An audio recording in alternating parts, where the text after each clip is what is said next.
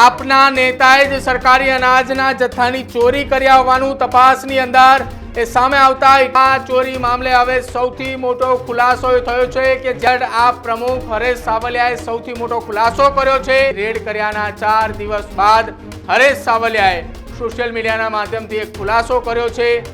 આ અનાજ ચોરીમાં આમ આદમી પાર્ટીનો એક માણસ છે કે કાંઈ પણ કાંડ કરીને આવે તો એને સંતાડો, ખુલ્લો ન પાડો, એને આપણી પાર્ટીમાં લઈ લો, અંદર લઈ લો।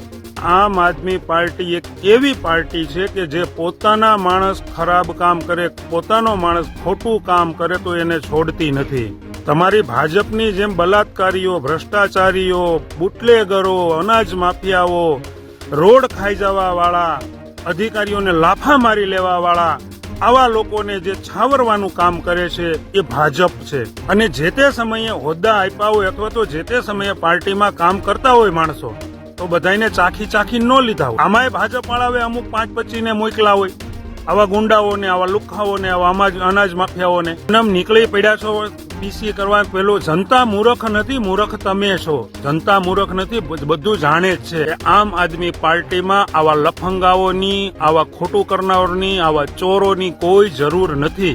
ભાજપમાં જો તેવડ હોય, આવી વાતો કરવાની તમારામાં તેવડ છે, કારણ કે તમને ખબર પડી ગઈ છે કે આમાં ઘણીવાર કેવું હોય કે ખાલી ચણો વાગે ઘણો, આ એક આપણી કહેવત છે। ભાજપમાં જો તેવડ હોય, આવી વાતો કરવાની તમારામાં તેવડ છે, કારણ કે તમને ખબર પડી ગઈ છે કે આમાં ઘણીવાર કેવું હોય કે ખાલી ચણો વાગે ઘણો, આ એક આપણી કહેવત છે। એ પણ જાણતો હતો કે રજાક પરમાર આમ આદમી પાર્ટીમાં હતો, પણ ઈ ખોટી સરપંચો વિરુદ્ધ ગમે ત્યાં આરટીઆઈ કરી સરપંચો અથવા તો અધિકારીઓને દબાવી અને હપ્તા લેતો માણસ હતો, એક પ્રકારનો ગુંડો છે।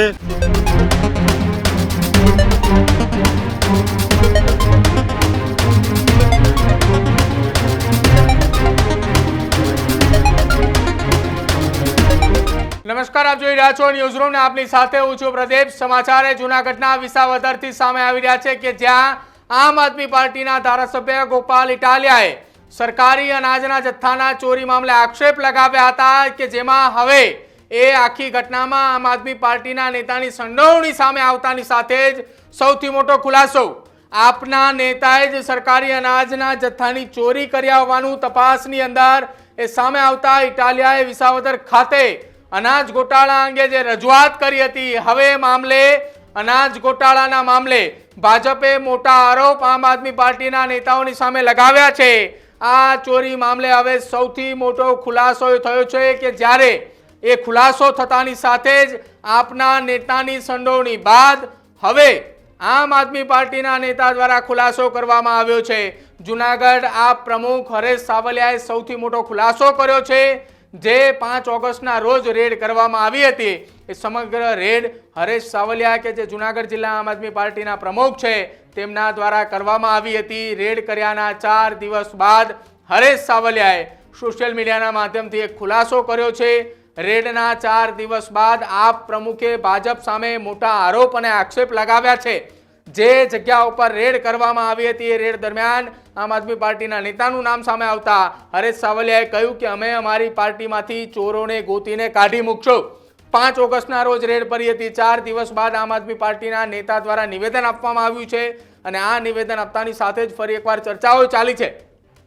આમ આદમી પાર્ટીના નેતાનું નામ સામે આવતા 4 દિવસ સુધી આપના નેતાઓએ મૌન ધારણ કર્યું હતું અને મૌન ધારણ કર્યા બાદ હવે જે વ્યક્તિએ જૂનાગઢની અંદર આ સસ્તા અનાજની દુકાનમાં એ ગોડાઉનની અંદર જે માલ સગે વગે થયો હોવાના આરોપ સાથે રેડ કરી હતી, એ રેડ કરનાર હરેશ સાવલિયા દ્વારા આખી આ વાતનો ખુલાસો કરવામાં આવ્યો અને તેમને સીધા જ આરોપ એ ભાજપના નેતાઓની સામે લગાવવામાં આવ્યા છે। તેમને આરોપ લગાવતા કહ્યું કે અમે અમારી પાર્ટીમાંથી એ ચોરોને ગોતીને કાઢી રહ્યા છીએ। ભાજપમાં તાકાત હોય તો ભાજપની સામે, ભાજપના નેતાની સામે જે આરોપો લાગ્યા છે, બળાત્કારના આરોપો લાગ્યા છે, એ તમામ આરોપો જેની સામે લાગ્યા છે એમને પાર્ટીમાંથી કાઢે, આ પ્રકારના આરોપ એ જૂનાગઢ જિલ્લા આપના પ્રમુખ હરેશ સાવલિયા દ્વારા લગાવવામાં આવ્યા છે। શું કહ્યું હરેશ સાવલિયાએ તમામે ભાજપના નેતાઓની સામે આરોપ લગાવતા અને જે આખી આ અનાજ ચોરીની આખી ઘટના બની તેમાં આપના નેતાઓની સંડોવણી સામે આવતા હરેશ સાવલિયાએ શું ખુલાસા કર્યા, સાંભળો એ। જય હિન્દ, જય જવાન, જય કિસાન। મિત્રો, વિસાવદરમાં ખૂબ મોટા પ્રમાણમાં અનાજ ચોરી થઈ છે અને આ અનાજ ચોરી પકડાઈ પણ ગઈ છે। અને હવે ભાજપવાળા ટીવી સામે બેસી, મીડિયા સામે બેસી પ્રેસ કોન્ફરન્સો કરે છે કે આ અનાજ ચોરીમાં આમ આદમી પાર્ટીનો એક માણસ છે.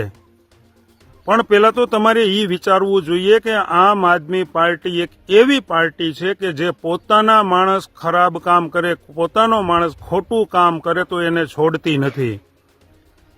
તમારી ભાજપની જેમ બલાત્કારીઓ, ભ્રષ્ટાચારીઓ, બુટલેગરો, અનાજ માફિયાઓ, રોડ ખાઈ જવા વાળા, અધિકારીઓને લાફા મારી લેવા વાળા, આવા લોકોને જે છાવરવાનું કામ કરે છે એ ભાજપ છે. અને ભાજપમાં આવા જ બધા ભર્યા છે કે કાંઈ પણ કાંડ કરીને આવે તો એને સંતાડો, ખુલ્લો ન પાડો, એને આપણી પાર્ટીમાં લઈ લો, અંદર લઈ લો. એટલે ભાજપવાળા જે કહે છે કોઈને છોડવામાં નહીં આવે, એને સાબિત કરી બતાવ્યું છે. છોડવામાં નહીં આવે એટલે બધાને ભાજપમાં લઈ લેવામાં આવશે. પણ આમ આદમી પાર્ટીમાં આવા માણસોની કોઈ જગ્યા નથી. અને જે તે સમયે હોદ્દા આપ્યા હોય અથવા તો જે તે સમયે પાર્ટીમાં કામ કરતા હોય માણસો, તો બધાને ચાખી ન લીધા હોય. આમાંય ભાજપવાળાએ અમુક 5-25ને મોકલા હોય, આવા ગુંડાઓને, આવા લુખ્ખાઓને, આવા અનાજ માફિયાઓને. આ ભાજપની જ ચાલ હોય કે ભાઈ આમ આદમી પાર્ટીમાં જાઓ અને કાંડ કરો એટલે કાંડ ખુલ્લો થશે એટલે અમે પછી બધા હો દેકારો કરી મૂકશું. પણ ભાજપવાળાઓને આ વિચારવું જોઈએ કે આટલો મોટો અનાજનો જથ્થો બીજી બધી જગ્યાઓથી મળ્યો છે, અત્યાર સુધી પોલીસ ફરિયાદ કેમ નથી થઈ? પેલા પોલીસ ફરિયાદ કરાવો એટલે પોલીસ એનું કામ કરશે, પોલીસ તપાસ કરશે. હજારો લોકોએ નામ આપી દીધા છે કે આ અનાજ કોનું છે, આ અનાજ કોણ ચોરે છે, આ અનાજ ઉપર કોનો દબદબો છે. એ હજારો લોકોએ ફરિયાદના રૂપમાં જે ગામે ગામ અધિકારીઓ ગયા હતા ત્યાં ફરિયાદ લખાવી છે અને એમાં મોજૂદ છે. એના આધારે એક વખત પોલીસ ફરિયાદ તો કરો, એફઆઈઆર તો કરાવો. એમનેમ નીકળી પડ્યા છો પીસી કરવા. પેલો જનતા મૂર્ખ નથી, મૂર્ખ તમે છો. જનતા મૂર્ખ નથી, બધું જાણે જ છે. એ તમારા જે કોઈ વિડીયો અત્યારે માર્કેટમાં છે એની નીચે કોમેન્ટ તો જોવો, જનતાએ કેટલી કોમેન્ટો કેવી મારી છે, જરાક વિચારો તો ખરા. એટલે હું એક હોદ્દેદાર તરીકે, એક જવાબદાર વ્યક્તિ તરીકે તમામ ભાજપવાળાઓને કે તમામ મીડિયા કે તમામ કોઈ પણ લોકોને કાંઈ પણ પ્રશ્ન હોય તો જવાબદારી પૂર્ણ વાત કરું છું કે આમ આદમી પાર્ટીમાં આવા લફંગાઓની, આવા ખોટું કરનારોની, આવા ચોરોની કોઈ જરૂર નથી. આવા ચોર અમારી પાર્ટીમાં જો ક્યાંય પણ ખૂણે ખાંચે હશે તો એને ગોતી એને બહાર કાઢશું. ભાજપની જેમ એને છાવરશું નહીં, સાચવશું નહીં. આ અમારું કામ નથી. આવા લોકોને સાચવવા અમારું કામ નથી. આ કામ ભાજપનું છે અને આવું કામ ભાજપને શોભે. માટે તમારામાં ભાજપમાં જો તેવડ હોય, આવી વાતો કરવાની તમારામાં તેવડ છે, કારણ કે તમને ખબર પડી ગઈ છે કે આમાં ઘણીવાર કેવું હોય કે ખાલી ચણો વાગે ઘણો. આ એક આપણી કહેવત છે. એટલે કે તમે ચોરી કરી છે, હવે તમે સારા થવા માટે આ બધી પ્રેસ કોન્ફરન્સો કરો છો, આ ફાકા ફોજદારી કરો છો, પણ એ તમારું હાલ એમ નથી. હવે દુનિયાને ખબર પડી ગઈ તમે કેવા છો. એટલે આવી ફાકા ફોજદારી કરી અને તમારી હવે થોડી ઘણી વધી છે એને નો જાતિ કરો, એને રહેવા દો, કામ લાગશે. આવતી પેઢીને કેવા થાય કે અમે રાજકારણમાં હતા. બાકી હવે જાતા વાર નહીં લાગે, કારણ કે હવે થોડીક જ વધી છે, એ જાતા વાર નહીં લાગે. એટલે માપમાં રહ્યો, હકીકત શું છે એ જાણો. અહીંયાથી વિસાવદરમાંથી જે અનાજ માફિયાઓ હતા એ ઘર છોડીને ભાગી ગયા છે. તપાસ કરાવો કોણ કોણ ભાગી ગયા છે અને એ કઈ પાર્ટીમાં હતા. એ તમામ ભાજપ પાર્ટીના માણસો છે. ઘરે તાળા મારીને ભાગી ગયા છે. એને ખબર પડી ગઈ છે કે આજ નહીં તો કાલે ફરિયાદ તો થશે જ અને પકડાશું. એટલે એ ઘર મૂકીને ભાગી ગયા છે. વાત રહ્યા જેતલવડના અનાજની, તો અમને પણ ખબર હતી કે આ રજાક પરમારનું ઘર છે. વિડીયો ચેક કરી લો, જોઈ લો. શરૂઆતમાં મારો વિડીયો જોઈ લો. શરૂઆતમાં મેં જ ઘર ચેક કર્યું હતું. હું જ વિડીયો બનાવતો અંદર ગયો હતો. ત્યારે પણ મને ખબર હતી કે આ રજાક પરમારનું ઘર છે. મેં આજુબાજુમાં પણ જાણી જોઈ અને 1-2 જણને પૂછ્યું હતું, વડીલોને, કે બાપા રજાકભાઈ પરમાર ક્યાં રહે છે? તો બાપાએ પણ, એ 2 છોકરાઓ હતા, બાપાએ પણ કીધું આ સામી ડેલી છે એ રજાક પરમારની છે.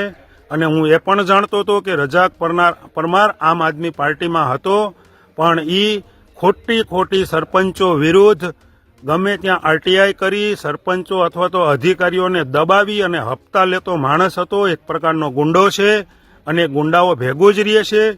એટલે અમે જાણી જોઈ અને રજાકનું ઘર નથી એવું અમને ખબર નહોતી. ખબર જ હતી કે આ રજાક પરમારનું જ ઘર છે.